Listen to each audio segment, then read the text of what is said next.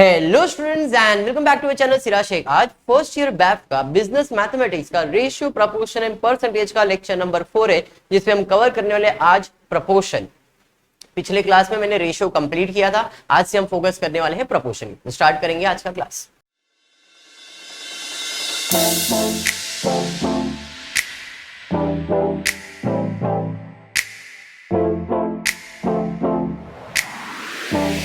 चलिए, अब ये प्रपोर्शन क्या होता है? प्रपोर्शन मतलब हिस्सेदारी।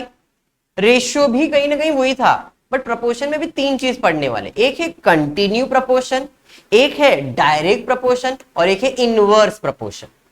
कंटिन्यू प्रपोर्शन बोला है तो इसका मतलब है a upon B is equals to B upon C is equals to C upon D is equals to D upon E and so on. आपको याद होगा हमने रेशियो इक्वल किया था, याद आया? इसे कंटिन्यू प्रपोर्शन कहते हैं। यहां पे ये दोनों सब सेम होगा। अब अपने को दो ही नंबर्स दिए, तीन नंबर्स के बीच में कंटिन्यू प्रपोर्शन पूछा है। तीन नंबर्स के बीच में ए बी सी, इनके बीच में अगर कंटिन्यू प्रपोर्शन पूछा है तो हम क्या लिखेंगे? a upon B is equals to B upon C, और else we can write B square is equals to A C. इसे हम मीन प्रपोर्शन भी कहते हैं। नाम बहुत सारे दिए, कंसेप्ट एक ही है। Mean proportion, continue proportion, one and the same. अब ये डायरेक्ट और इनवर्स जो है वो सम जब आएगा तब एक्सप्लेन करता, क्योंकि अगर अभी एक्सप्लेन करो तो फिर तुम्हारे दिमाग में बहुत सारे क्वेश्चंस आ जाएंगे। तो इट्स बेटर इसके ऊपर फोकस करो, एक चीज के ऊपर, ठीक है? अब जैसे आपके टेक्स्ट बुक के अंदर जो क्वेश्चन दिया मनन प्रकाशन में, मैं स्टार्ट करने जा रहा हूँ प्रपोर्शन का पार्ट। यहाँ पे जो टेक्स्ट बुक है मेरे पास, आपके पास, वहां पे देख लेना। यहाँ पे पेज नंबर 15, अरे सॉरी, पेज नंबर 20 पे sum number 15। Find the fourth proportion of 10, 15 and 24। Fourth number find करने बोला है। ये सम नंबर 15 है। पहला नंबर दिया है 10, दूसरा दिया है 15, तीसरा दिया है 24 और चौथा फाइंड करना। और बोला है फाइंड द फोर्थ प्रपोर्शनल। क्या ये कंटिन्यू प्रपोर्शन है क्या? नहीं। बोलूंगा क्यों नहीं है? बिकॉज देखो सेकेंड और थर्ड का जो वैल्यू वो सेम ही नहीं है। क्योंकि कंटिन्यू प्रपोर्शन नहीं है तो I can write 10 upon 15 is equal to 24 upon x. A upon B is equal to C upon D होता है ना। इसके पहले से हमने रेशियो में किया है। अब क्या इक्वल है मतलब cross multiply. 10 into x is equal to 24 into, बराबर है 10x is equal to 24 into 15, 360। क्या बात है। Therefore x is equal to 360 upon 10, x is equal to 36। हो गया इसका आंसर। सर कैसे लिखेंगे? तो पहले सेंटेंस लिखना पड़ेगा। सेंटेंस के अंदर लेट द फोर्थ प्रपोर्शन भी x कर देंगे। Therefore by the given condition लिख डालेंगे। नेक्स्ट क्वेश्चन क्या पूछा है? Find the third proportion. अब यहां पे थर्ड प्रपोर्शन है, मतलब पहला नंबर क्या है बोलो? 24, दूसरा 70 और तीसरा फाइंड करना है x। तीन ही नंबर है और प्रपोर्शन में पूछा तो यहाँ पे कौन सा प्रपोर्शन आएगा? Continue proportion. चार नंबर में कंटिन्यू प्रपोर्शन नहीं लिखेंगे, बट तीन नंबर में कंटिन्यू प्रपोर्शन लिखेंगे। तो यहाँ पे आएगा 24 upon 72 is equal to 72 upon x. Cross multiply कर सकते हो। 24 into x is equal to 72 into 72। 24 ये बाजू आ जाएगा, x is equal to 72 into 72 upon 24।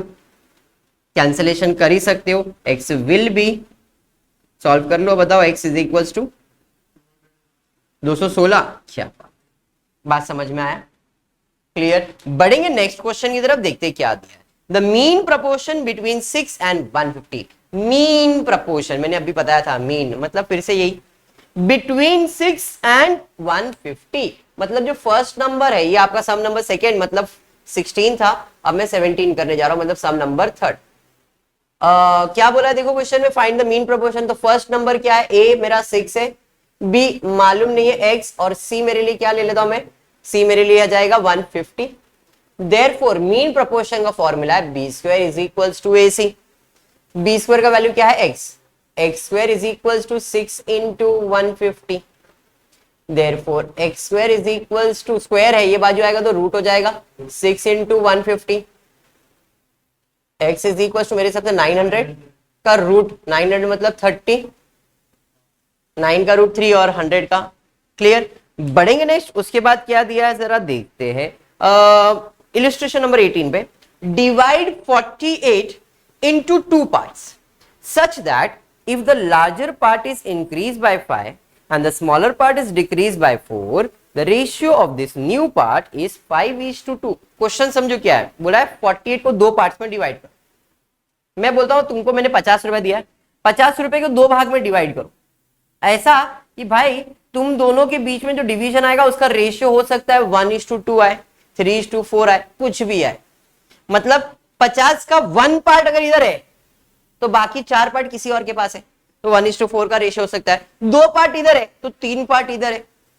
इस तरह से अपने को क्वेश्चन दिया है कि डिवाइड 48 इन 2 पार्ट्स, तो let the first part be, अब ये सम नंबर 18 अपने लिए 4 बराबर है। Let the first part be x. अगर पहला पार्ट एक्स है तो सेकेंड पार्ट क्या रहेगा बताओ? Second part will be 48 minus x. Sir ये कैसे हो गया? मैंने बताया था 48 को दो पार्ट्स में डिवाइड करना है, तो एक पार्ट लार्जर पार्ट इधर है तो बच गया वो स्मॉलर पार्ट है, मतलब x अगर लार्जर पार्ट है तो ये स्मॉलर ही पार्ट होगा। समझ में आया? तो लेट द फर्स्ट पार्ट या तो larger part be x and the smaller part be 4y नहीं 48 माइनस x। अब क्वेश्चन में क्या बोला है? क्वेश्चन में बोला है if the larger part is increase, larger part को इंक्रीज करेंगे, इंक्रीज मतलब प्लस करेंगे, कितने से? 5, और स्मॉलर पार्ट को डिक्रीज कितने से करने का है? 4 से, मतलब 48 माइनस एक्स माइनस 4 से डिवाइड करेंगे तो इनका रेशियो कितना आएगा? 5:2। ऐसा क्वेश्चन में दिया है। हाँ सर ऐसा ही दिया है। क्लियर? अब क्या है? क्रॉस मल्टीप्लाई 48 माइनस 4 कर ही सकते हो आप यहाँ पे। इधर 2x प्लस 5 हो गया, 48 में से 4 जाएगा तो 44, तो यहाँ पे आएगा 44 माइनस एक्स इंटू 5, ये बाजू ले लिया। 2x प्लस 10, 44 इंटू 5 करेंगे 22 माइनस 5x हो जाएगा। ये बंधन तो प्यार का बंधन है, ये दोनों सेम सेम है, एक बाजू ले लो। 2x plus 5x 220 minus 10, 7x is equals to 210, x is equals to 30। तो पहला नंबर 30 है तो दूसरा नंबर क्या रहेगा? 48 माइनस 30 मतलब 18। The two numbers are larger number is 30 and the smaller number is 80. Clear है? Complete कर। Find two numbers whose difference, sum and product are in the ratio 4, 6, 25. ध्यान से बोला है find two numbers whose difference, sum and product are in the ratio 4:6:25. तो पहले तो अपने को दो नंबर्स को अज्यूम करना पड़ेगा। Let the two numbers be, let the two numbers be x and y। अब as per the given condition, sum यानी कि x plus y, difference x minus y, product बराबर है।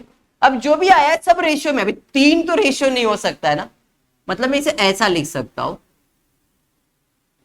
पहला डिफरेंस दिया था, फिर सम दिया था, फिर प्रोडक्ट दिया रेशियो में, और इसका आंसर है 4:6:25 बराबर है। तो अभी इधर लिखता हूं लेट, जब भी रेशियो रहेगा तो एक कॉमन मल्टीपल ले लेना। तो रेशियो कॉमन मल्टीपल लेने से क्या होता है? ये नंबर्स बन जाता है।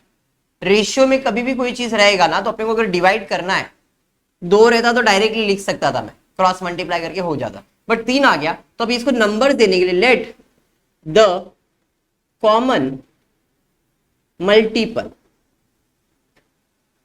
बी, कोई भी एक variable other than x and y, S ले लेता हूं, एम ले लेता हूं, टी ले लेता हूं, चलो टी। तो ये हो जाएगा x minus y is to x plus y is to x y equals to 40, 60, 25t। अब ये 40 किसके लिए? डिफरेंस के लिए। पहला डिफरेंस दिया था, फिर सम दिया था और फिर प्रोडक्ट दिया।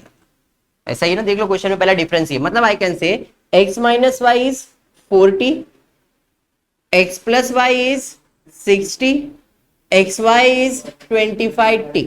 अब इसको मैं सॉल्व कर सकता हूं, इसे नहीं कर सकता, एक बार कर सकता हूं, x का वैल्यू फाइंड कर सकता हूं, रीसब्स्टिट्यूट कर सकता हूं, बट इसे अच्छे से सॉल्व कर सकता हूं। तो इन दोनों को सॉल्व करता हूं ना, plus y minus y cancel, कुछ साइन बदला क्या मैंने? नहीं, डायरेक्ट कैंसिल होता है। x plus x 2x, 6 plus 10t, x will be 10t upon 2, x is equals to 5t।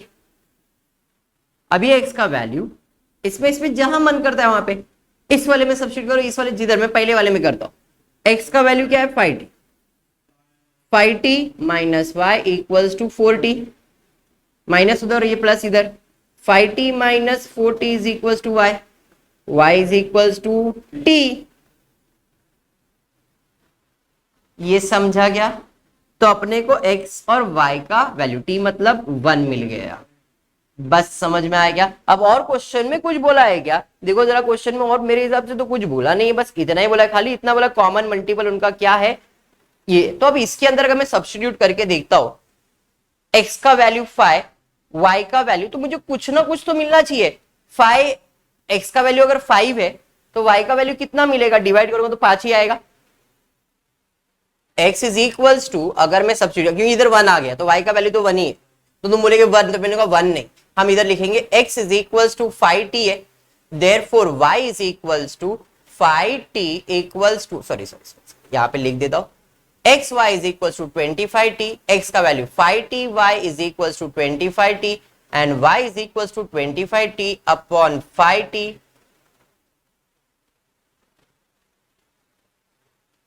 मतलब एक का वैल्यू अगर 5 है तो दूसरे का वैल्यू 5 5 25 हो जाएगा, क्योंकि इनका दोनों मल्टीप्लीकेशन। तो देखो y का वैल्यू भी 5, x का वैल्यू भी 5, समझा? 5 5 कितना? 25। तो रेशियो आ गया 25 का। बात समझ में आ रहा है? पक्का? तो आपका आंसर क्या आ जाएगा? The numbers are 25 and 5। 25 कैसे समझा ना? x और y 25, या तो फिर 5 एंड 1।